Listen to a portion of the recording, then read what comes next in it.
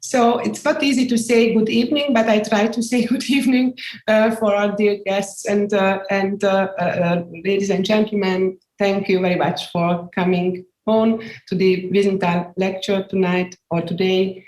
My name is Eva Kovács. I'm the Deputy Director of Academic Affairs at the Vienna Wiesenthal Institute for Holocaust Studies, and this is my pleasure and honor to introduce today's speaker, Steven Seegel. Steven Seegel is Professor of Slavic and Eurasian Studies at the University of Texas at Austin. He is the author of Map-Man Transnational Lifestyles of Geographers in the Making of East Central Europe, which was published at University of Chicago Press in 2018. He is also the author of Ukraine Under Western Eyes, published at Harvard University Press in 2013, and Mapping Europe's Borderlands, Russian Cartography in the Age of Empire, was published by the University of Chicago Press in 2012. He has been a contributor to 4th and 5th volumes of Chicago International History of Cartography series, and has translated over 300 entries from Russian and Polish languages from the US Holocaust Memorial Museum's Encyclopedia of Camps and Ghettos between 1933 and 1945. He is also the former director at Harvard University of the Ukrainian Research Institute Summer Exchange Program. And I have to add that Steven is a public intellectual as well. You can also find him as an international host of featured author podcast interviews of the popular New Books Network. And I am very, very proud to mention that in this podcast series, our former fellows, Natalia Alexion and Katarzyna Persson, were also interviewed. Let you also know that this tonight lecture will be recorded and we'll post it on YouTube, I hope soon. So thank you very much for coming. The floor is yours, Steven. Now we will travel to Hungary, which never existed at that way as you will present it. So it will be a very, very, very interesting lecture. Thank you very much. Well, köszönöm szépen, Eva. Thank you for the invitation, and thank you all for coming in the audience. I hope this will be a lively lecture and conversation. I'm thrilled because I can now stop asking questions as I do with podcast interviews and provide hopefully some declarative answers or at least provocations. We have broken our word out of cowardice in contradiction with the eternal agreement based on the Mohawk peace. The nation feels it, and we have thrown away its honor. We stand on the side of villains because of trumped up atrocities. No word is true, neither against the Hungarians nor against the Germans. We will be grave robbers of bodies. We are the nation's worst. I did not hold you back. Bűnös vagyok. I am guilty. On the early morning of April 3rd, 1941, Count Pál Teleki ended his life in Budapest. Many details remain unknowable from the Prime Minister's last words to Admiral Horthy, but powerful 20th century emotions live on. The Count, it seems, died with a profound sense of disappointment and shame. His death happened shortly after Hitler directed the use and occupation of Hungary's territory for the Luftwaffe to attack Yugoslavia. Having failed to chart out an independent foreign policy, Teleki's suicide note expressed the failures of the country he professionally and emotionally embodied. As he put it in a confidential letter 1 year earlier to one of his oldest friends, the US geographer Isaiah Bowman, then president of Johns Hopkins University, Count was nailed to Hungary. Hungary's most famous geographer would not live to see the rest of World War II or the Holocaust of European Jewry. I want to broaden our context for transnational mapmen, geography, and cartography here. Critical geographers, among which I count myself, have interrogated the layering of pseudo-scientific cartograms. Maps were made by humans, but we, a collective royal we, grow weary of narratives of male victimhood buried inside nation-state cocoons. My Wiesenthal-inspired talk today transports Teleki into the lost Ostmitteleuropa worlds of a generation of colonial men of conquest and empire who made and utilized maps from the 1870s to the 1950s.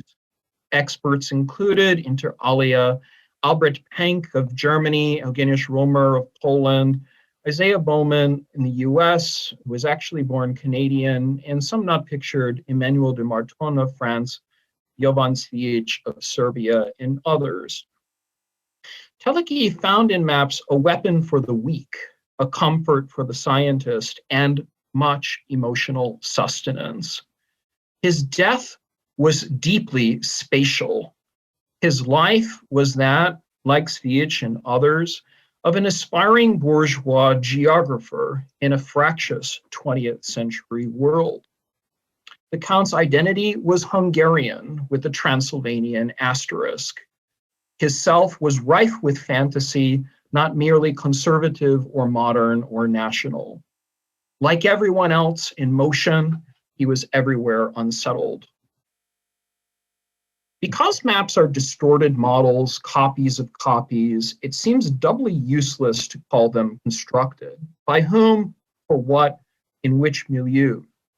Few men carried more baggage than the Count, born in Budapest, November 1st, 1879. He belonged to a multi-generational clan of Transylvanian landholders in Habsburg Ottoman borderlands, as his biographer Balázs Ablancsi has pointed out. Of varying piety, the family were a mix of Calvinists and Roman Catholics. Mihai Teleki II, the clan's most famous ruler, supported Poland under the rule of King Jan Sobieski. Mihai II, just to mention one of the family members, negotiated for Transylvania's autonomy. He received the title of Count after Sobieski's defeat at the Battle of Vienna, and he had 13 children. Other relatives, Count Samuel Teleki, established the Biblioteca Telekiana in 1802, a public library in Marosvásárhelyi. Joseph, Paul's paternal uncle, became a prominent historian and jurist, the first president of the Hungarian Academy of Sciences, and also governor of Transylvania. Another cousin, Sam Samuel, was credited with discovering Lake Rudolph in northern Kenya and Lake Stephanie in southern Ethiopia. Samuel inspired Paul's expeditions in the grand European explorer tradition of Humboldt, Livingstone, and Rhodes. Now, academics attack myths in defense of truth. But what does this mean for cartography and geography? Myths are needed for human mistake and human folly. Critical cartographers interrogate geobodies, graphic worlds of misremembered childhoods, and emotional registers. The geobody, a felicitous term coined by Tongchai Winnichakal, the Thai dissident, is furthered by authors Sumati Ramaswamy and Raymond Crabe, to name a few, who've delved into subtexts of rivalry, exchange, and jealousy. I argue in Mapmen that geographers' critical worlds, their epistolary worlds and multisensory moods can be explored even more between disciplines and across continents. My consistent aim through the illiberal 2000 teens has been to urge others to rethink grievances in what John Pickles calls geo-coded worlds. Through, many of you are familiar with this, schools of national indifference, mental maps, multiple modernities, trauma discourse, including deeply held East European and Central European generational myths of a Whiggish liberationist 1989. Mosaic maps of Europe are banal tools for nationalism, prejudice, and functional content. Lobbying and con artistry, border violence, sounds of a dehumanizing silence, autocritical deafness to race, Roma legislation, LGBTQ plus communities, and especially people of color. In these intersections, I've relied on new decolonization and globalization work by Sunny Rucker Chang, Theodora Dragostinova, Bill Rankin, Zoltan Ginelli, and others to reframe anxieties of phobia, penetration, and color. The lines of maps extending into the atmosphere, beneath the soil, and into our bodies. Nationalists and culture warriors who use maps to privatize and fragment civic space and foment electoral division would have us chopped into pieces. Maps are to be feared and loved. They can chain us into systems even while they symbolize a profession. Map men eliminate. They play with fire, relax, aspire to everyday bourgeois bohemianism to enjoy fruits of consumption and comfort. But maps exclude others from what Tony Judt called the outer skin, an imagined body politic. Teleki falls into this category. In Christian nationalizing Hungary, he silenced the voices of women, Romanians, Jewish professionals, and rural peoples. These categories are not mutually exclusive, while claiming to act often in their interests when he was twice prime minister. You read your Larry Wolff, and you should, following from Bowman Wilson and other supposed arch missionaries of democracy in 1919. These mappers promoted Slavic pet majoritarian nations while info-filtering out more people than they excluded. Borders were thick, bold lines. If there is any lesson to partition, it is to be on constant alert for how bodies are flattened, walls are put up, borders are violated, and sensible ecologies are turned into expropriated two-dimensional forms. So back to Teleki. He belonged to a world of empire, and as a son of homosocial empire, he hated to have a day job as a bureaucrat. In fact, rejected this if you read the book. While politics and jurisprudence were his father Geza's preferences, Paul was drawn by bookish habits toward geography. It was Karl May's stock tales of the West, cowboys and Indians, that became Teleki's favorite comfort read, a guilty pleasure into his adult years. He took courses by Hungarian geographers like Lajos Lóczy, a natural scientist and chair of the geography department. Lóczy in Hungary was a successor to János Hunfalvi, who'd studied under Karl Ritter in Berlin. And Lóczy, a geomorphologist in earth sciences, Erdkunde, became a kind of father figure and inspiration for Teleki. Out of Ostmitteleuropa's earth sciences, Teleki found a way to parlay in 1900 the explorer's life into a career. Recent work of Oblonsky, Maciej Górny, Catherine Gibson, and especially Vedran Duancic on contested borderland geography and cartography is seminal here to my thinking. Teleki was involved in the Hungarian Geographical Society, founded 1872, and also, I would say, belonged to a patriotic core of researchers hoping to expand geography into statistics, demography, climatology, geology, and other disciplines. At a December 1898 meeting of the Hungarian Geographical Society, Teleki presented a study of early European cartography in East Asia, but he did not know any East Asian or African indigenous languages. For the Count, academe fit badly. In 1903, he completed his dissertation thesis called The Question of Primary State Formation under Lóczy's direction in Budapest. And in it, and this is a throwaway quote, but a very revealing one, the Transylvanian argued that, quote, the state was the result of national development, unquote, within the historical lands of the crown of St. Stephen. Teleki assured others in writing his dissertation that the Magyar nation, due to the fact that it was rational, rightly strove for independent statehood. Casting out Romanians and Ruthenians from a Hungarian Europe, he wrote, quote, we don't even have to go so far afield. The Moldavian Romanian or the Maramuresh Ruthenian are equally incapable of abstract reasoning. At the turn of the century, every Eurocentric map represented a coming-of-age story. For the young but not yet technocratic Teleki, maps were blueprints for a future that safeguarded past privilege. In spring 1908, on the way from the Sudan, Teleki conducted research at the Royal Geographical Society and British Museum in London, the Bibliothèque Nationale in Paris, and the Rijksarchiv in The Hague. He immersed himself in maps of Japan and wrote up the project on his family's estate in Pribekvalva. He sent his scholarly manuscript to Lóczy, and Jeno Cholnaki is confident in Kolozsvár or Cluj, another of Lóczy's students.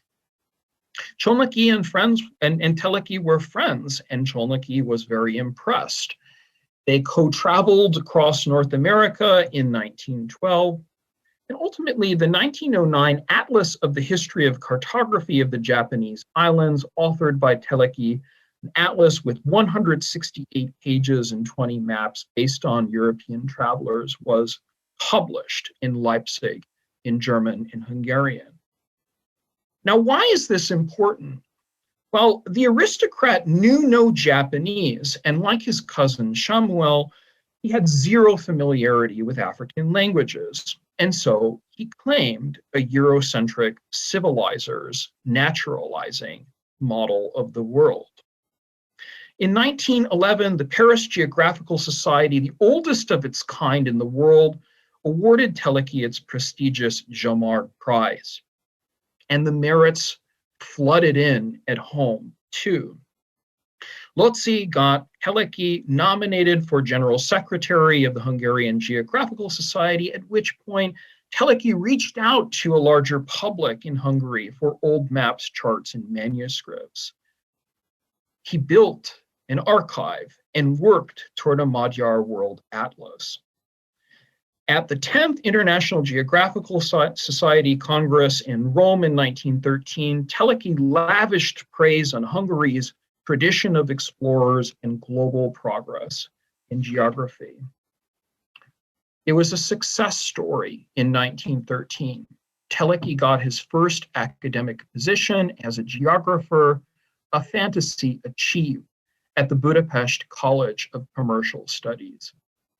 On the eve of World War I, just months before it broke out, the Transylvanian even envisioned a shrine to Geographical Society in Budapest, modeled on the Museum for Comparative Regional Geography established in Leipzig in 1892. Now pay attention to this detail because I'll return to it in 1903. When the war began, Teleki among the mapmen shared dreams, but he was really unable to secure funding for this museum from the monarchy, which, as you might imagine in 1914, obviously had a few more pressing diplomatic concerns. On July 18, 1914, 3 weeks after the assassination of Archduke Franz Ferdinand, Teleki was drafted into the army and his career path changed. On July 31st, he took leave of Budapest for Sarajevo and onto the Serbian and Romanian fronts. In December, he received a promotion to first lieutenant in the irregular volunteer service. When Italy entered the war in May 1915, Teleki was sent to the Southeastern Front to serve as a command officer. And as the war dragged on and on, the Hungarians' enthusiasm for a German-led effort began to wane. Teleki, who was small to begin with, at least in his figure, sickly, bored, ill-equipped for combat in the East, was thrilled when the military's general staff ordered him in fall 1915 away from the battlefields to his pastimes. And that was his job, to prepare maps. War made fantasy possible, boyish fantasy. Albert Apany, the Minister of Education and a respected figure in Hungary, in fact nominated for the Nobel Peace Prize, selected the Count as his leading geographical expert for the post-war Hungarian delegation. Now, this is all a long and winding and circuitous path to Trianon, and Trianon 100 years or now 101 years later. The Great War, I argue, was hardly the death of civilization for Count Pál Teleki. War presented possibility, opportunity. In his April 1918 address to the Hungarian Geographical Society, Teleki bemoaned Hungarians' lack of self-confidence, scarce resources, and sparse support for research. Germany was the wissenschaftliche model, where it had, quote, organized now a network of scientists all over the empire, unquote, and set the standard due to its influence and willpower in what he called intellectual cross-fertilization. Germany was the model for Hungarian science. It developed broad programs for research in statistics, geology, geomorphology, and of course, cartography. And there was some truth in this if you compare what kind of maps the Americans were drawing at the end of the war to what the Germans had. Teleki's crowning achievement with Baron von Nopscha was the Carte Rouge, made from September to December 1918, the ethnographical map of Hungary according to population density. It depicted the Magyar population in a bright red or vörös, whence its informal name, Carte Rouge, population moving into Europe and settling into a central area in Budapest and the Danubian Basin. I'll return to this in just a moment. By the way, there is some excellent work written about this by Daniel Székely, who was in Leipzig, and I'll have his reference in one of my slides. By 1918-1919, Teleki had scarce hope that settler colonial European Slav states would be arranged in Hungary's favor in Paris. He kept, therefore, very close watch on Slavic states, what lobbying Czechs, Poles, and others were doing all the way to Upper Manhattan by the end of 1918. Leaders like Tomasz Masaryk, friend of President Wilson, and Robert Seton Watson in England, or the Polish geographer Eugeniusz Romer, one of the subjects of my book, all passed along maps. Masaryk, to take an example, with the Scotsman who favored federalism for Czechoslovakia and Yugoslavia, hardly thought that all nationalities were on the level. Jovan Cvijic in Belgrade in southeastern Europe, the geographer who set up the Serbian Geographical Society in 1910, was also adept not only at drawing maps and writing about historical geography, but back-channeling and monitoring were his skills. Maps and letters, as Maciej Gorny and Mirela Altic in Zagreb have shown. So 1918 before 1919 was a year for ethnic lobbying and electoral geography, which grew apace in the United States. Stakes were raised as Masaryk and Seton Watson, allies in London and publishers of maps in the New Europe periodical since 1915, began to lobby for the cause of democracy at the Wilsonian moment. But Teleki was in a slightly different universe. The Carte Rouge, back to that for just a moment, was something that losers, quote unquote, and winners, quote unquote, held in common in a future territorial revisionist Europe. The map was printed in English, French, and Hungarian. It appeared on a scale of 1 to 200,000, adjusted later to 1 to 300,000, for the February 1919 version as the Paris talks went on. Teleki, who is actually not a cartographer, but I describe him as an economic geographer first and foremost, solicited the assistance of Baron von Napscha, whom he needed, along with other men from the Hungarian Geographical Society, the Bureau of Statistics, and the Ministry of Commerce. The Carte Rouge was in many ways a mimetic work.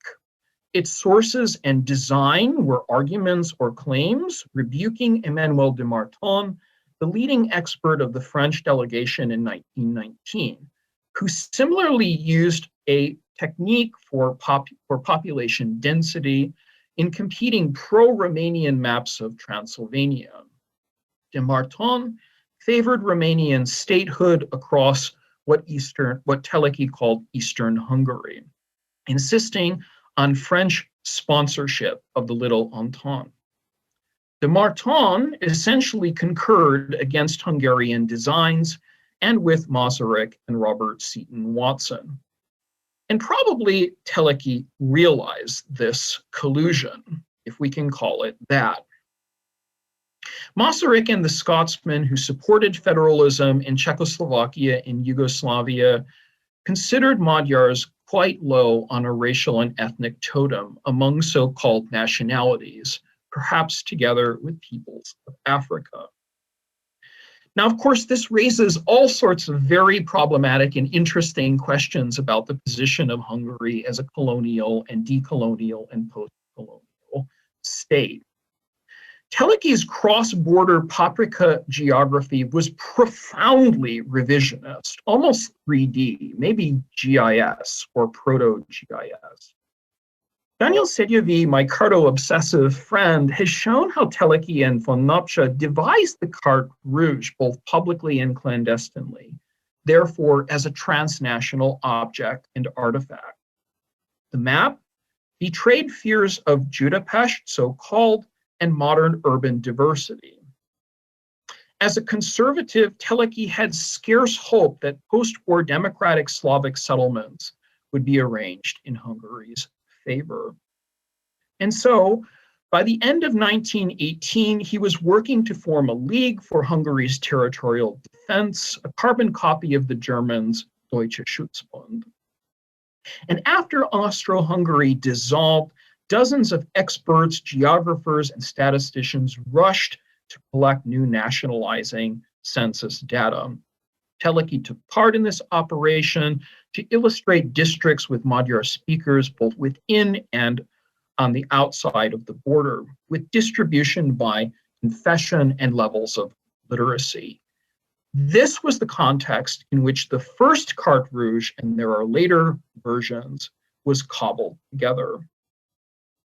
So, if we take the history of Teleki, Trianon, and the Carte Rouge together, by the end of 1918, before the Paris talks began in January 1919, Teleki was asserting population density ahead of nationality, together with the historic crown lands of St. Stephen. These two arguments did not always coincide.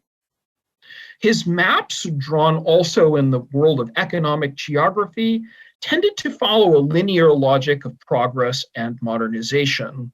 The density of assimilated Magyars increasing as peasants moved to the city, became literate, and settled naturally into St. Stephen enclaves. For the map, finally, entire districts were shown bereft of populations that were actually there. Look at the white spots. 1 square millimeter equaled 100 inhabitants. And so Teleki and von Napscha thereby proved, as many of these maps would aim to prove, that all nationalities were scalable and could be measured by density and all in the same way. As if one were mapping the Balkans and Asia Minor in the 1870s and 80s, or the US west of the Mississippi, recall here the Indian Removal Act of 1830, the mappers left deserted the uplands, mountainous areas, plains, and also Carpatho-Rusyn or Rusin white spots, which they thought had few inhabitants. Now, of course, this was very important for the story of revisionism. So if we take a map here, which seems, of course, drawn to scale, we can juxtapose it together with graphic images and erotic prints, as Miklos Zeidler and Steve Jobbitt and Balázs Ablanci and others have written about for the interwar period. Revisionist mapmen, geographers like Teleki fit badly between the thick, bold lines drawn in Paris of new Wilsonian nation states. Really, none of the delegations or politicians of victorious allies in 1919 favored any nuanced treatment for Hungary or the dispersed 3.3 million Magyars across new borders after World War I. Lacking a useful court of appeal or anything left of objective earth sciences in the world of 1920s spatial geopolitics, Teleki therefore called for justice in the nationalist language, not quite Wilsonian or Leninist, of self-determination. And these would be most of his works in the interwar period. In the short notes on the economic and political geography of Hungary, which served as a draft for his lectures in the United States on economic geography invited by Bowman in 1921, Teleki now redrew Hungary against what he called primitives. He stressed Magyar high culture and those who now distanced the country from past quote unquote German, read Austrian influence. New myths mattered. Transylvania became Europe's bulwark. In Teleki's geographical imagination, he wrote, quote, "The temperament of the Hungarians resembles that of the southern people. His comprehension is quick, his speech laconic.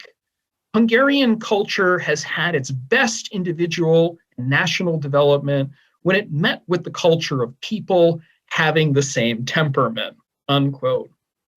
Budapest, he continued, is situated on a spot of exceptional geographical weight. Amongst all capitals of Europe, Budapest stands almost unrivaled as to her strength of centralization. This is a law of nature, unquote. And in defense of all this unity, he appealed to natural ecology as well. The Danube and Tisa rivers were interlocked, as were the trade networks of interconnected and unified roads and railways destroyed by Trianon. Now, sources get complicated because Teleki destroyed so much of his letters. Sources show how Teleki, in maps and in his geographical writings, hesitated to apply nationality fully or even national self-determination for Hungary. And as Holly Case has shown us, his maps made little sense for early modern Transylvanian pests. Therefore, one might read these maps inspired by Teleki as propaganda or as aspirational and in grand form futurist. Aesthetics appeal to futures. Far too many of Europe's political futures depicted in container space maps, boxes, as Rocksteger and Tamara Scheer have pointed out, are made to exclude others. And although ethnomaps raised geographers' expertise in academies of science which persisted, and of course we are academics, the Parisian world of 1919 did not rule out minority claims, cross-border alliances, and future dreams for self-determination. Ultimately, the Count privileged Euro-Magyars against Jews, Czechs, Slovaks, Romanians, Yugoslavs, and Germans. And finally, for our Wiesenthal theme, he backed anti-Semitic parties of unity after 1919. As Horthy's prime minister the first time around, he restricted Jewish and university enrollment through the numerus clausus of 1920, first of its kind in Europe. Lands of St. Stephen were of a body dismembered, anti-Slav, mutilato, mutilated, overtaken by Jews, demoted out of professions, in the imagined heart of Europe. In a thinly veiled anti-Semitic speech in Szeged on December 14, 1918, Teleki grandstanded for the Christian Unity Party, announcing, quote, "We will fight for the hegemony of the Hungarian nation," unquote. He referred to the problems of Hungary as a Judo-Kurdish or Jewish question and played the xenophobia card. Shrunken Hungary encaged Europe. Violence and demotion normalized. On December 24, 1918, when Romanian troops in Hungary occupied the city of Kolozsvár, today Cluj, including the university where Teleki's friend Cholnaki worked, the two men who had been mappers out on the North American frontiers to Santa Fe and the Grand Canyon in the American West on the American Geographical Society's 1912 expedition were drawn together once more. Teleki and Cholnaki, who lost his job in Cluj, feared this violence too. In Budapest, Béla Kun's communists came to power for 133 days in the capital, starting in March 1919, and in red followed by white terror, the Count certainly feared loss of control. One might say, empathetically, he feared for his life. And he continued to advance in 1919 the idea that the little entente of Czechoslovaks, Romanians, and Yugoslavs, draw your conspiracies and connect the dots, were all constitutive geopolitical threats. In this language, of course, post-empire maps are always hot, though they might cool off in archives. For Teleki, in his post-war public speeches, he consistently referred to Hungary's Jewish population in political language. Maps preceded territory, a cliche rehashed by the French philosopher Jean Baudrillard as a grand postmodernist insight in 1981. But this was well apparent from Trianon and beyond. The litany of threat and conspiracy is familiar for those who are students of June 4th, 1920. Hungarians commonly saw Trianon as a diktat. In Teleki's conservative, victim-centered narrative of trauma, Hungary was encircled, occupied, and dismembered. The terms for the defeated are certainly still with us today.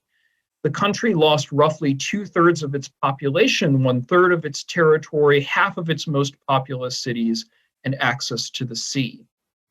Reduced from 282 square kilometers to 93,000 square kilometers, population dropped from 18.2 to 7.9 million, making it Central Europe's smallest country. Imprisonment in borders led to imagined expansion across dotted line frontiers. And Hungary was not alone, though of course its army was limited to 35,000 men and it had to pay reparations. Magyars were both post-colonial, let's say Hungarians or Magyar speakers were post-colonial as well as colonial in the interwar period. As the country's titular nationality, they would repopulate into cities and the Budapest-centric space of the Danubian basin. Count Teleki joined in this territorial revisionist call for justice and revenge, and he took the shrinkage of Hungary's geobody personally, as if he had lost an internal organ.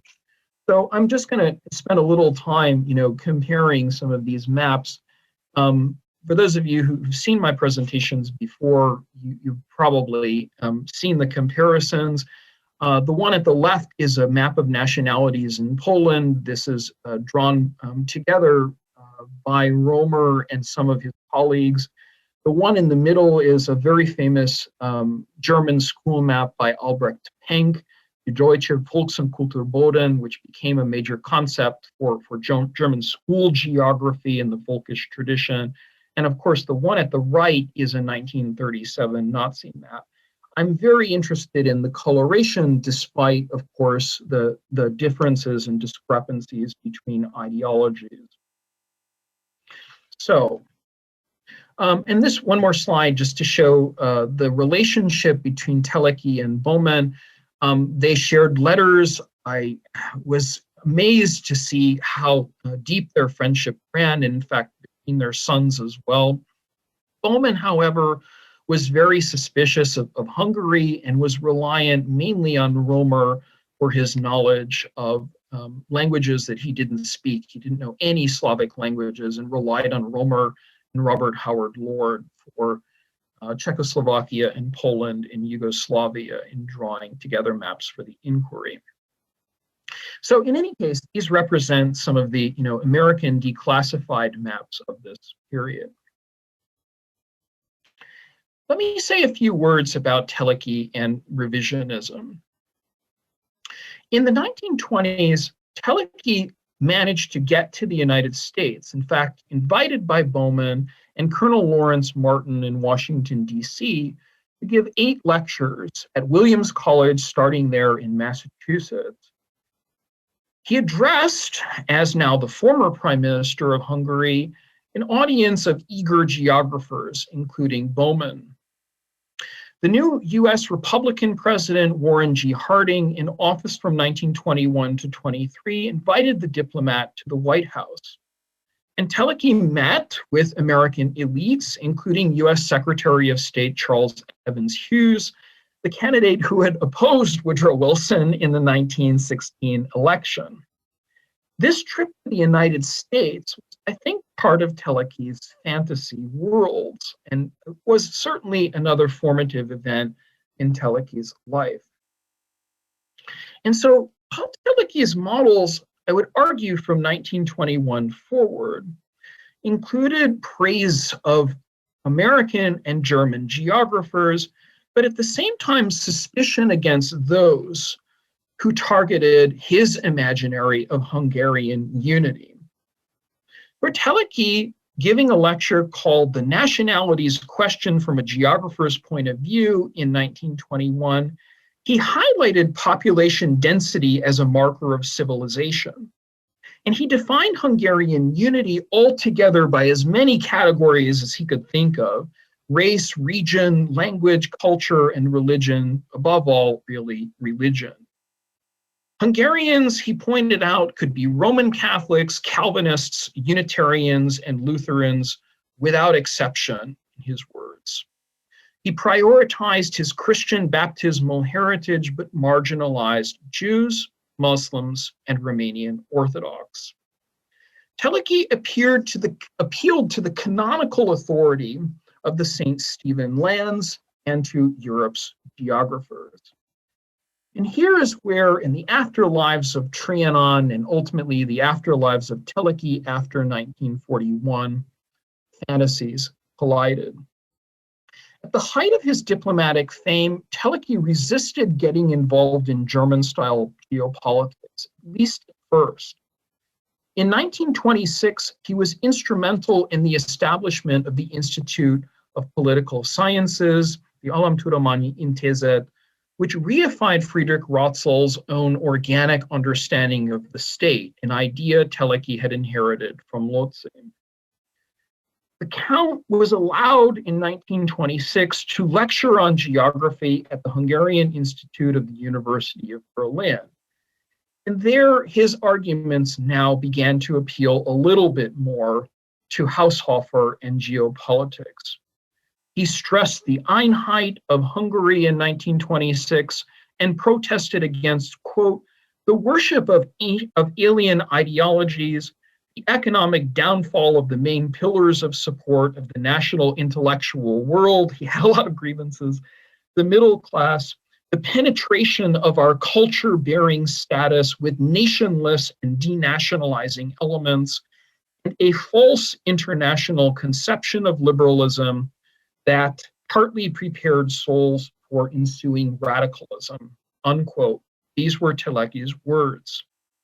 The psychosexual metaphor of penetration, Durchdringung in German, or Besevágás in Hungarian, One could translate this in different ways as impregnation or fusion or exploration or saturation, all suggested a male illiberal understanding of difference. It also suggested the depths of Teleki's prejudice and intolerance. He railed against Kuhn's appeals to peasants and workers. He criticized the League of Nations as hypocritical. He called democracy humbug and Wilson's project a degraded idealistic utopia. These world war crimes, wrote Teleki to Bowman in 1940, are quite terrible. I am nailed to Hungary, or better said, 23 hours of 24 to this prison called the Prime Minister's palace. It is still quite good that world wars, economic difficulties, and the planning out of territorial readjustments are not only political, but geographical matters. And so I remain a little inside my own business. But it is very sad not to be able to meet old friends as usual and not to be able to get personally a glimpse of the outside world. Wrote Teleki in 1940 to America, I would like to see this whole mess finished soon. Nailed to Hungary. In the last 9 months of his life, Count Teleki wrote to Bowman and clung to maps as well as the idea of revision. Such was a civilizer's life and then an afterlife. Even the Trianoners, and especially the Trianoners, were Europeans in their maps. They still are. Pál Teleki's suicide in April 1941 in Budapest left behind a core of disciple sons, but really not too many sympathizers or allies, at least not in professional geography. And so one might describe maps less as rational tools of nations than as fantasies. As Larry Wolff points out in his book as well, the flawed arguments, perhaps better suited to greater Czech or greater Hungarian or greater Serbian or whatever projects. Rorschach plots. In 1983, just outside Budapest in the suburb of Érd, the Hungarian Geographical Museum, or Magyar Földrajzi Museum, was founded. It may be even less frequented than the Baroque-style Teleki Degenfeld Castle and the tiny picturesque village of Sirach in northern Hungary, not far from the Slovak border, or the Teleki Library. But it's no less significant when we talk about libraries, archives, monuments, and memories. Teleki wanted his maps to be part of a greater project, a bigger, broader enterprise. And so here are the very complex legacies. Telek's son, Geza, who carried on much of his legacy, Geza, a geologist in Washington, D.C., until his own suicide in 1981, was one of these bigger project builders. In Hungary today, critical attention to the Count's biography and life and work is often reduced by Hungary's wars over memory and a fragile European and EU future involving the politics of antisemitism, EU enlargement, and controversial proposals to conclude were made in 2004 to erect a statue to Teleki in Budapest by activists Hungary's center-right and with support from the Teleki Memorial Committee, and at least initially Gabor Demszky, the long-serving Hungarian mayor of the city from 1990 to 2010. It drew attention from the Simon Wiesenthal Center in Los Angeles, which objected to its symbolic placement of an anti-Semite in the history and memory of Hungary and of European Jewry. These tensions of illiberalism are unresolved. And even Teleki's Carte Rouge still hangs prominently in the Hungarian National Museum in Budapest, and also the Hungarian Geographical Museum in Erd. What's left of map men? Their stories come to define national life, not only prejudice and intolerance, but rivalry, pride, competition, revenge, and anger among a generation of European academics and aspirational experts. 101 years after the Trianon tragedy for Hungary, for it was a tragedy, we remain captivated by maps' talismanic powers, and yet not adequately aware of their aesthetic dangers of design. Maps tell stories of places that may not exist and to which we may never return. The hodgepodge of Teleki, an insecure, fragile man, is still with us. Teleki dabbled in maps and aesthetics like bad opera or failed theater, the anger and grievance that grow out of naive curiosity. When Teleki read his Karl May, he drew gendered frontiers of colonialism far afield and then in revisionist geopolitical worlds. Like other tight-roping statements in a complex ideological era of fascism and communism, the Count from Transylvania sought help from Berlin and Rome when hopes in Europe and in Paris and London and Washington fell short. Paul failed at Trianon, but then again, he was never invited. And when he failed, and failed dramatically, much like May's fateful Winnetou the Chieftain, it was failure in Europe to play all sides at once. Thank you. Thank you very much, Stephen, for this very, very insightful talk. I will open the floor for discussions, and I will ask our audience to raise their hand or just write us in the chat box if you want to take part in the discussion. And usually I will invite you to say a couple of words. So we don't really like this webinar form. So if you want to take part in the lively discussion, just let us know, and then we will invite you as participants of the discussion. So the floor is open. Sandro, I kindly ask you to help me because I cannot see all box of the Zoom. Okay. So if not, then I would like to start. So for me, it was a very unusual talk because as a Hungarian, I live together with this map. So what can we do with these cognitive maps, which are part of our socialization, part of our everyday memories, and they are not only maps but also real geographies, towns, villages, persons, languages. So how can we deal with this type of understanding, which you're supposed to try when we are there? We are part of these maps. So we are not observers, not scholars, not only scholars of these maps, but how can I say, we are also producing these maps cognitively and also in the real everyday politics. So thanks for the question, Eva. I would answer this in two different directions. The first is a very academic direction.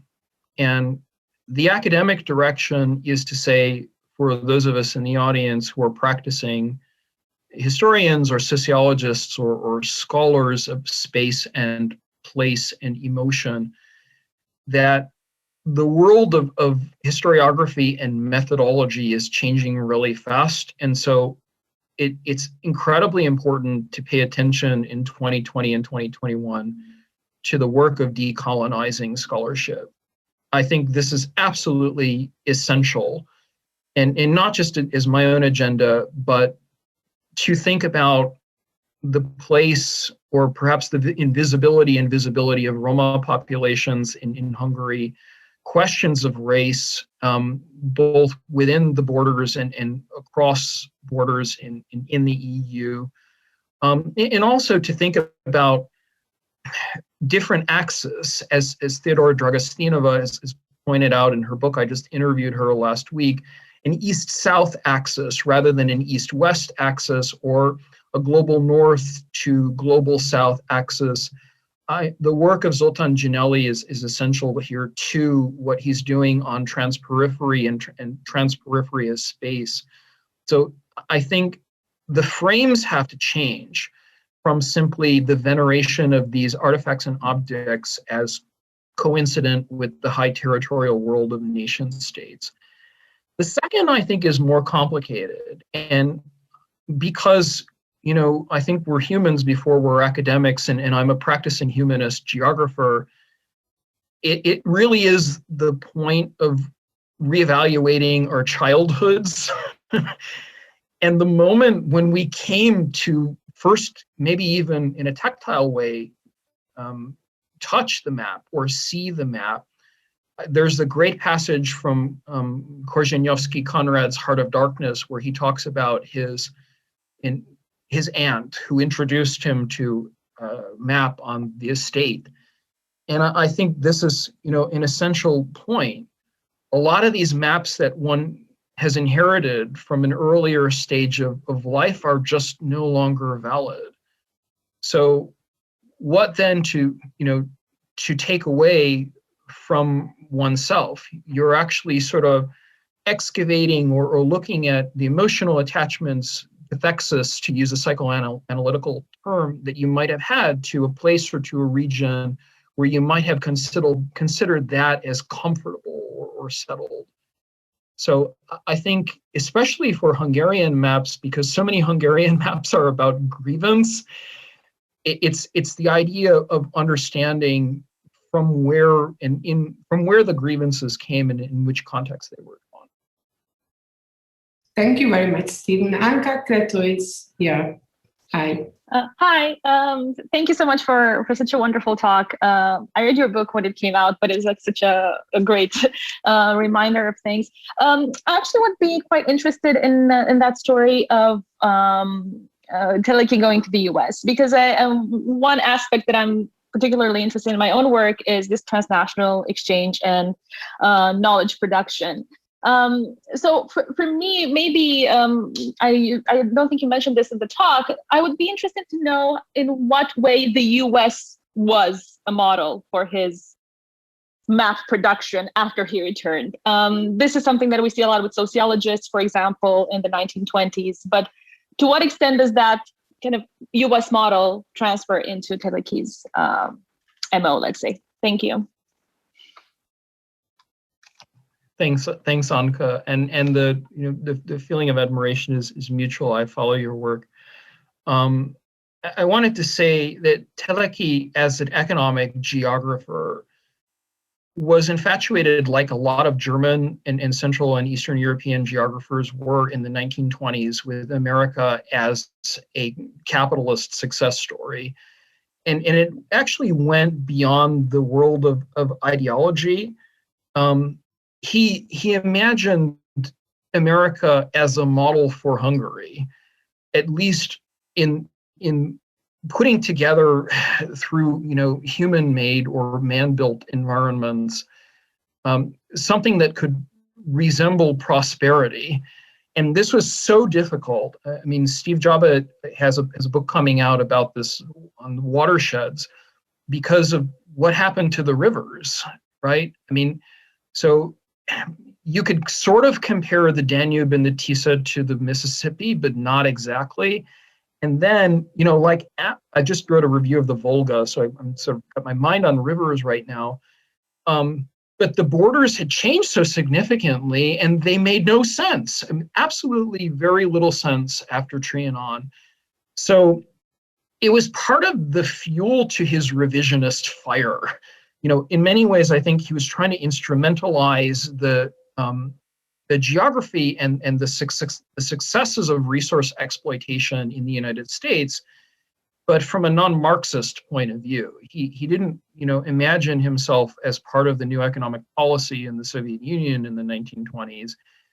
He was looking for a way to ensure in the shrunken rump Hungarian state some form of prosperity. And so, you know, he was deeply curious about American race, maybe not too self-reflective, but he definitely wanted to lecture Hungarian students in Budapest from the mid-1920s onward about American economic geography. Thanks. Thank you, Stephen. There are, I think, some also very, very important points of your lecture, which you cannot, which could not explore in depth. Two aspects I wanted to touch again. First is the genderized bias of this mapping. So not just the maps, but the mapping as a whole. So could you please tell more about these aspects of the story and in the context of the life of Teleki as well?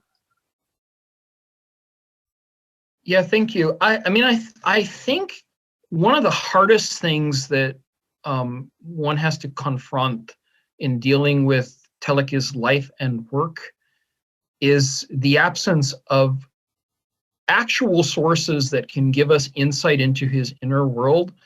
I think using the sources that were available, Ablanci Balac did an incredible work to write a biography from almost like an extrinsic biography or from an external point of view. So, you know, my argument with Teleki and some of the other mapmen is to pay very close attention in a kind of Derrida sort of way to the traces that are left behind, these very important clues, maybe not like even Derrida, but traces left in archives, which can give us some insight into his family life and his emotional world. And one of the things that all of my mapmen have in common was the idea of geography as a multi-generational male project. It is a masculinist project. The worst offender, I think, is Bowman, because Bowman, who has a daughter, actually doesn't want his daughter to be educated. And so meanwhile, he's supporting both of his sons to carry on his legacy, and ultimately they do through the American Geographical Society and Johns Hopkins. They both become geographers, tell a very tragic story of his younger son who is a career alcoholic and an academic who doesn't succeed in Nebraska, University of Lincoln, Nebraska. There are geographers, I think, who are excluding really up until the 1950s women from the establishment. And this is part of the profession of geography that many, Christina Dendo is a good example, have written about. So I see this geographical enterprise mainly as a male-dominated field. And in order to write queer feminist history, which I do, it represents a huge challenge because the emotional bonds they secured did not involve women. I would be interested if anybody in Hungary could find out, you know, more correspondence that exists between Pál Teleki and Johanna von Nippenberg Teleki. Maybe it exists, but I do think that Teleki, before his suicide, destroyed a lot of his private papers. And in fact, the Bowman children also tried, you know, and failed, but they tried to destroy a lot of the private papers because the misogyny and the racism were very, very deep. Just as a sort of footnote to this, I found out in doing research at Johns Hopkins that when the Bowman family papers were donated to Johns Hopkins, Isaiah Bowman, after his death in 1950 as the 12-year president of Johns Hopkins University, who actively excluded African Americans and women from enrollment, had urged that a scholar who came to investigate his papers had to be a man 35 years or older of international standing. I was just, sort of like appalled when I realized this. But these were the conditions, and in many ways, the geographers were trying to cover up a lot of the biases and prejudices that they had in building up the profession. So, I really look forward to more dialogue and more written about women in the geography profession in Europe.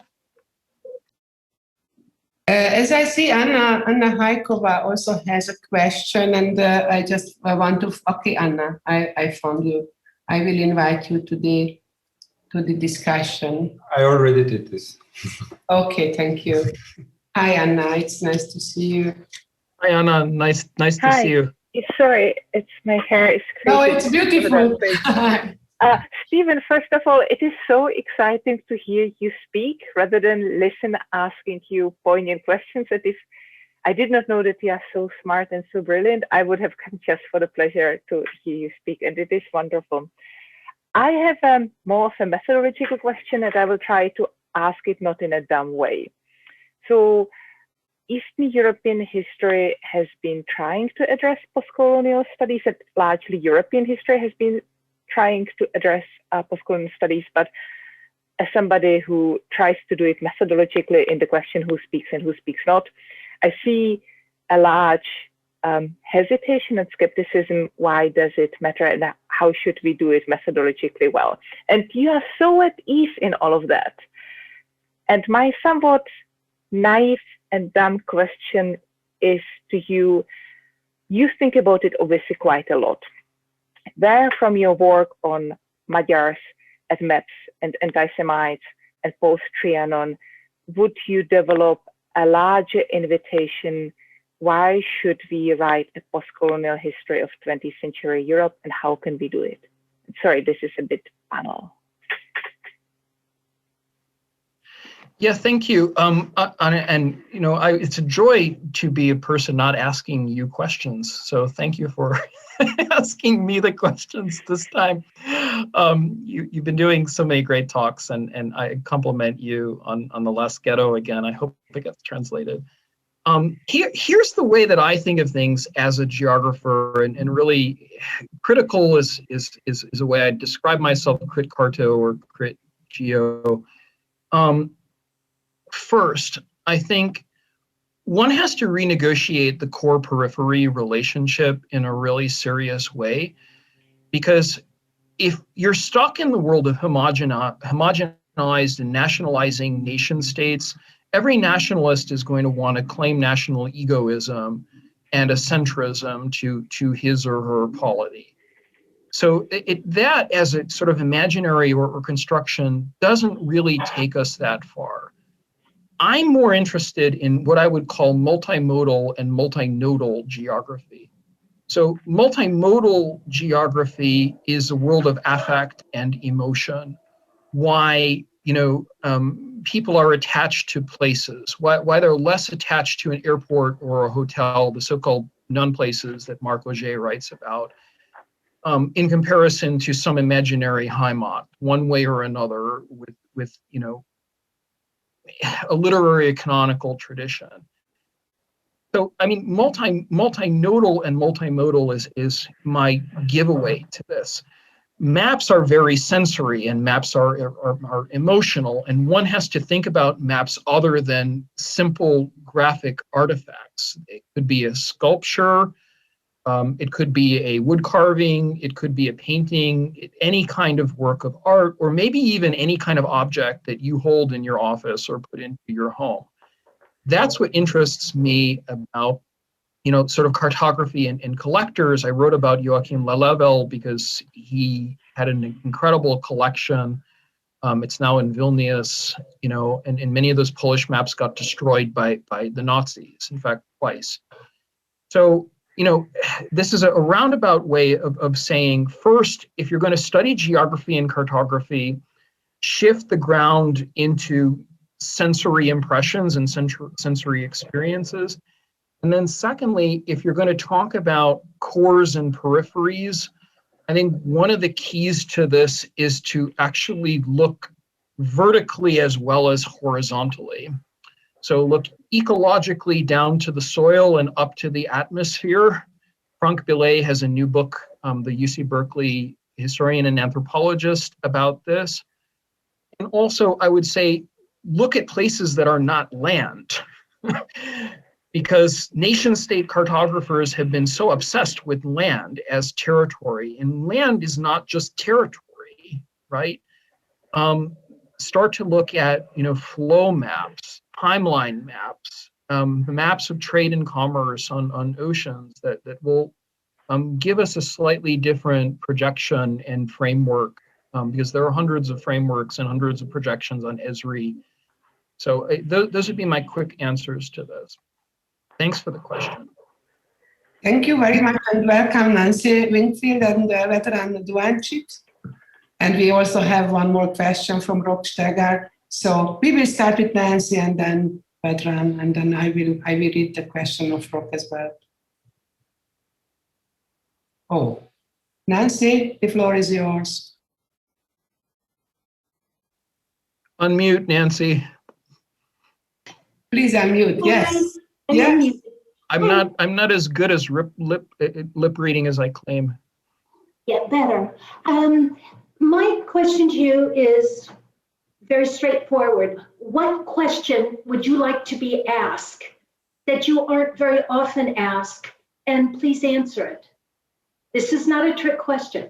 I just wondered, because you always have questions for other people. So what question do you want?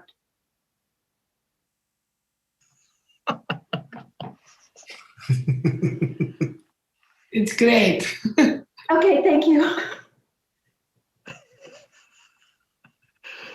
This is terrible because now I have to admit a lot of myself, and I'm not used to doing that.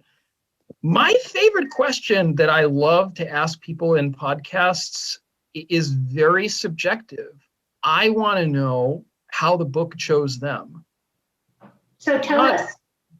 So this book was complete. I'll answer this question if you really want the autobiographical story in just like a minute or two. The book chose me, I think, in Milwaukee in 2010 at the Golda Meir Library, which is a magnificent collection of the American Geographical Society, because it was at that point that I found out the Bowman family history in all of its gory details. I found out the repression. I found out the destruction of letters. I found out the backyard fires that his son, who was the alcoholic I mentioned in Lincoln, was going through in order to destroy correspondence. And it's like, aha, that. Let's see what I can find. And I had a lot of help on many continents in many countries, some of which I can disclose. But my favorite question is always a question about motive. What draws you into a story? And finally, how can you make that story compelling? I just think that historians need to become better storytellers, and that's why I always ask the question, or tend to ask the question at the beginning of the podcast, not about your CV or your academic pedigree, but what drew you into the story, and how ultimately the book chose you. I think the characters chose me, and I wanted, in that kind of mystical Stephen kind of way, in my alter ego, I wanted to fairly represent in multidimensional form those characters and their maps and the great kind of struggle and tragedy of their lives. So that's how I would answer. Thanks. Thank you, Steve. Thank you, Stephen. Vedran, are you here? Yeah, hi, I am. So I can't turn on my video, but I hope you can hear me. Absolutely, thanks. Stephen mentioned, I'm sorry, Montenesa. Sorry, kids. I have a question which is kind of maybe even sarcastic or ironic, I'm not sure. So I chuckled a bit when Stephen was reading some of Teleki's excerpts because I know that so much of the argumentation is basically interchangeable. You change the name of the national group, and you will find more or less the same sentence in most, if not all, national communities and geographical thoughts on them. And since Stephen is one of the people who has unprecedented insight in the networking, in their correspondences, I was actually interested if any one of them ever picked up this fact that they're all really saying one and the same thing. Vedran, I love that question. Did you? Can I throw it back at you? Did you find the language of Teleki very similar to Cvijic? To Croatian, so, not to Cvijic, but to Lucas. Yeah, I mean they're making I think claims that exist among historical geographers toward exceptionalism, and so they're writing in a very formulaic way. Many of them, Rudnitsky certainly does this when his Ukraina Land und Volk is out in German and then is translated into Ukrainian. He had originally lost his manuscript. He was one of my mapmen, who was executed as part of the purges in 1937. Romer, who I haven't talked about, who I could give in another, lecture about. Romer very similarly, because he was German trained and because he was very familiar with Humboldt and Richthofen and Penck and came out of that German tradition. Romer, when he wanted to write about Poland and interwar Polish Second Republic geography, I think he imagined this geography as a way to appeal to the public in a very pedagogical type of way. He was going to use his expertise, this expertokratie, right, to sort of define Poland for a larger geographical audience, and then to institutionalize the specialness and the exceptionalism of Polish geography to the point where one could talk about the Wisła or the Tatra Mountains or whatever. And so, this particular kind of historical geography owed a lot to the Central European and German-speaking tradition, which I think has to be studied a lot more. I mean, this transition or Wissenstransfer from German geography to Slavic and beyond, I think could be studied a lot more, as you do in your work, which I would recommend. Just maybe a sub question. So you never found in all of their communication a trace of someone realizing, oh my God, we're all telling the same thing with different irony. No. These men have no capacity. They're nationalists. They have no capacity for irony. They have no capacity for that level of self-reflection. Mm-hmm.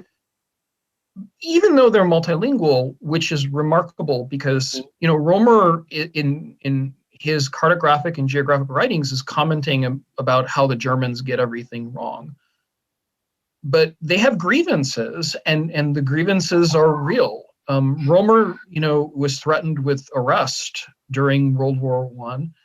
So he's in a very serious mode, and the serious mode is to elevate Polish geography above other geographies, even though it might be similar to them. Thanks for the question, Vedran. Thank you very much. And we have another, I think, very important question. I really like this question. It was sent by Rock Streger. I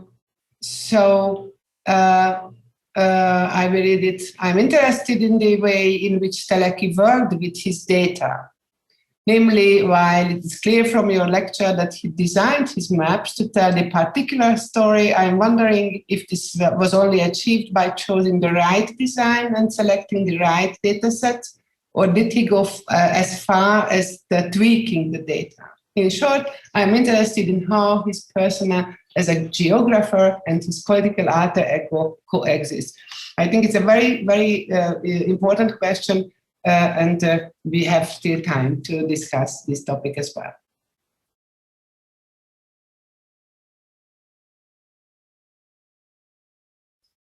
We cannot hear you, Steve. Sorry. Sorry, I'm unmuted. I wanted to do a quick share screen because I had this as a last slide. And my way of answering your question is to refer to your work as well. I tend to think that in talking about geography as a discipline, if I can just get out of the share screen now, sorry about that. Stop share. I can't multitask.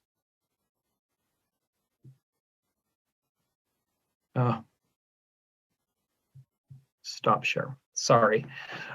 Yeah, I think the persona of the geographers is different judging from the source spaces, because the source spaces, as you know from my book, are uneven.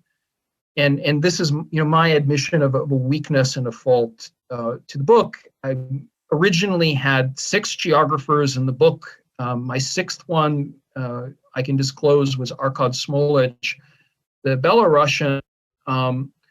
But thinking that was something that Teleki did with a lot of help. The help that he had was through the Bureau of Statistics and through others who were working on statistical demography and geography. I think definitely, and in my case, among these transnational mapmen, that they were geographers before they were cartographers.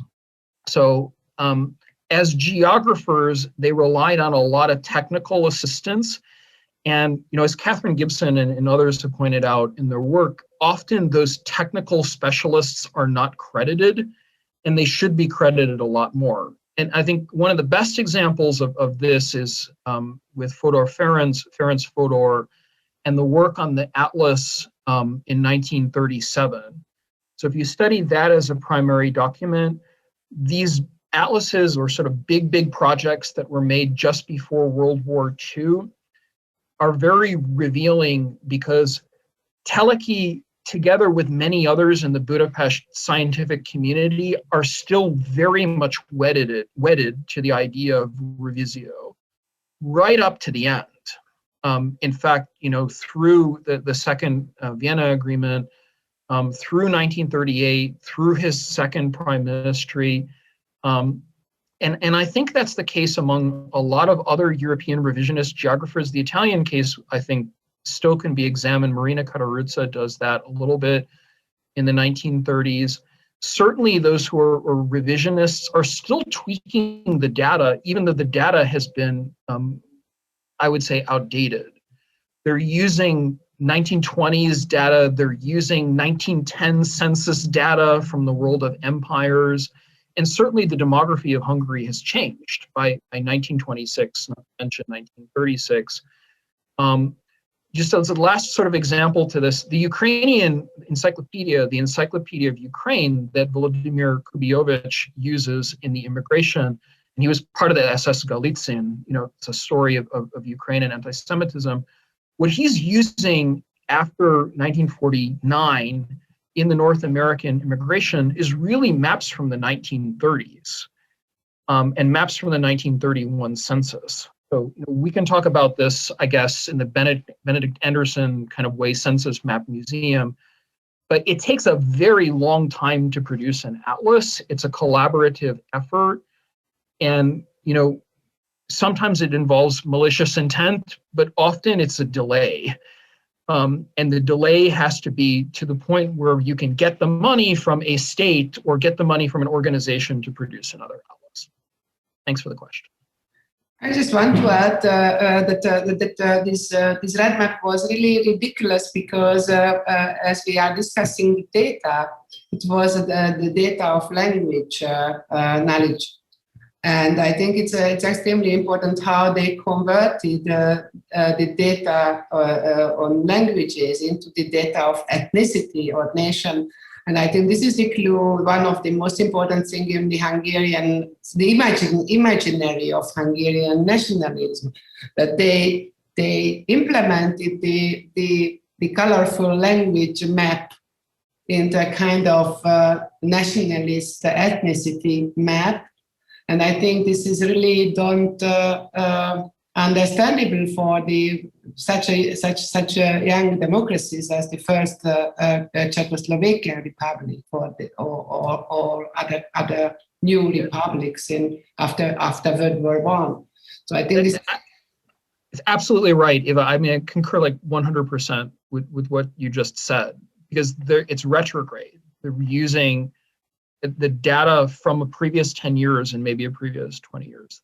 Because you have to produce 10 maps. If you want to produce the language, the colorful language card or the map of Hungary, you have to use 10 maps. If you don't want to understand it, just a kind of majority question. And now with this map, you can only see Hungarians as an ethnic group and not language groups using many other languages at the same time, because we know from the census that at that time in 1910, multilinguality was an everyday practice in the Cauca monarchy, and I think this was also a kind of transmission of knowledge and coexistence. And as you described what type of map you would prefer, we had this map already, and then we destroyed it. We destroyed it to have a kind of nationalist map. But Katarzyna Murawska-Muteus wants to say something. So welcome, Katarzyna, the floor is yours. If she's still there. I hope, but I can also read her question. I'm here. Here. Fantastic. I'm here. I'm just trying also to be as a person, and I'm unmuted myself, but I still start video. Okay, got it. Thank you very much.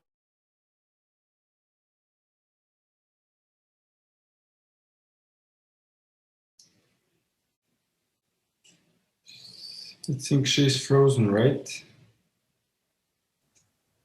Is there a problem with connection? Now it's working again.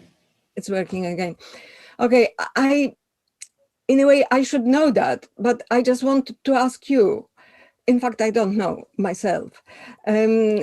Maps of the New Europe, which were produced not by Western observers, well-wishers or political activists such as Masaryk or Seton Watson,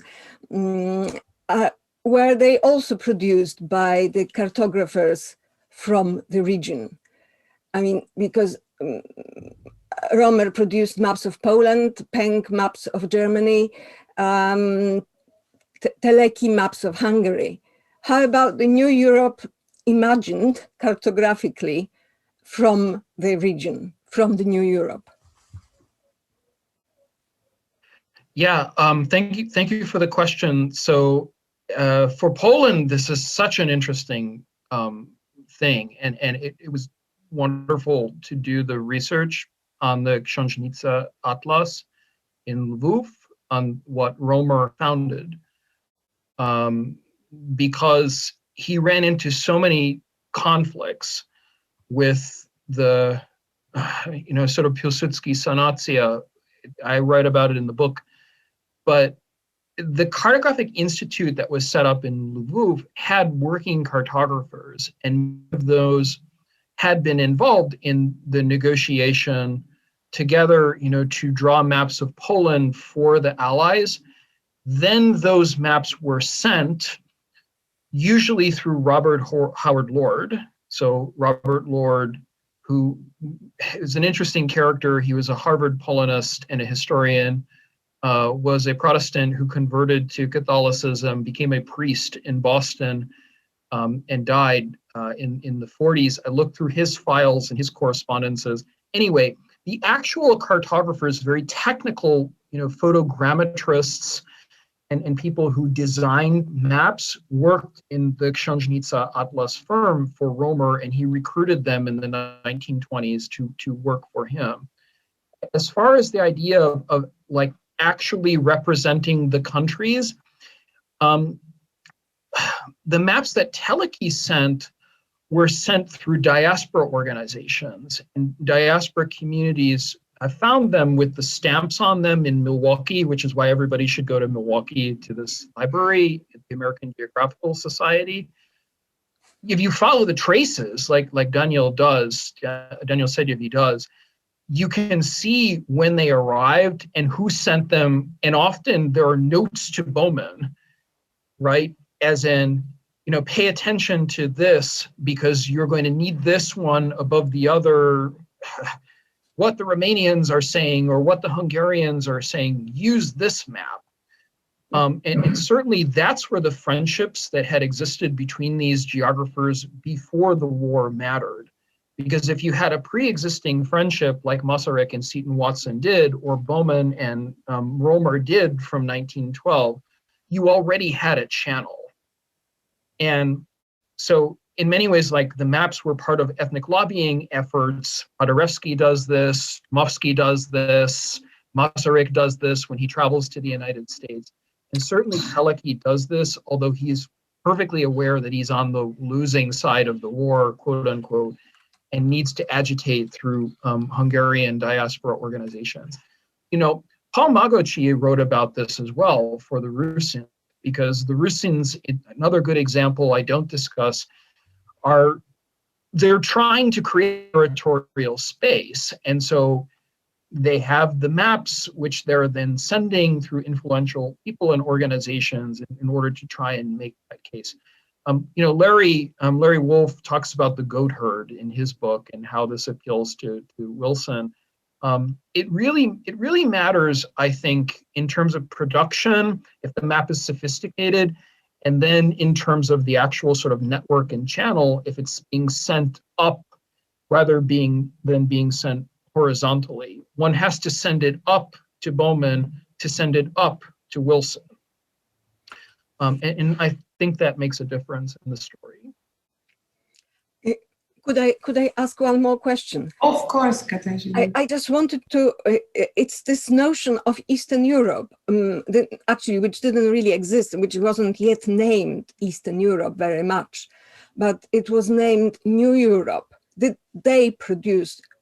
Romer produce the map of Eastern Europe? I was looking for it and I somehow didn't find it. I'm pretty sure that there is something there which perhaps I couldn't find due to my deficiency with archives, etc., etc. But yes, the question is: did the mapmen from the New Europe produce the map of the New Europe as an entity?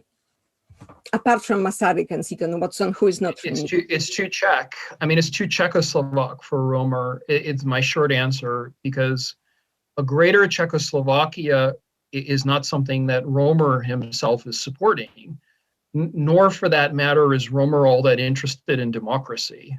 I mean, he, to be blunt, is part of the Galician technical intelligentsia. I mean, his major grievance, his major prejudice even, is not anti-Semitic. He's actually quite pro-Semitic during World War II. He's in a monastery for 3 years during World War II in hiding. He's anti-Ukrainian.